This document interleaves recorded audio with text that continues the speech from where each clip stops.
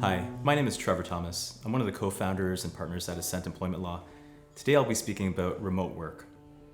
So as you all know, during the pandemic, a lot of people have been working from home. One thing to keep in mind is that despite the fact that people are working from home, it's still considered their workplace, and as an employer, you have a duty to ensure that it's healthy and safe for that employee. So here's a couple of things that you should be thinking about for those employees working from home. Number one, do you have an emergency contact form? Is there a form that's been filled out that has that employee's emergency contact information? And the idea there is that if the employee is sick or injured and you can't get a hold of them, the employer should be able to contact somebody else who can check in on that employee. The second thing to think about is doing a risk assessment of the employee's workplace.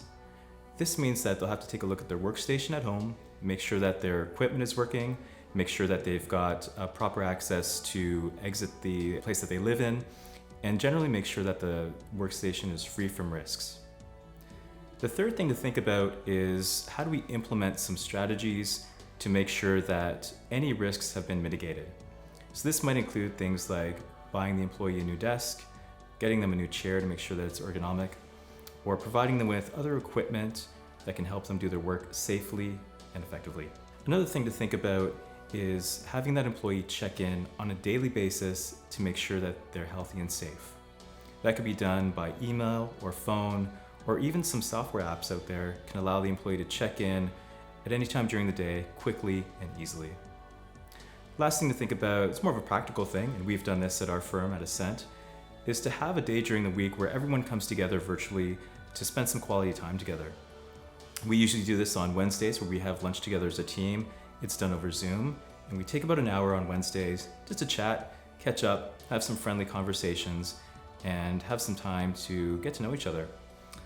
Again, because we're dealing with a pandemic and it's unusual situations, unusual times, a lot of employees are missing that connection.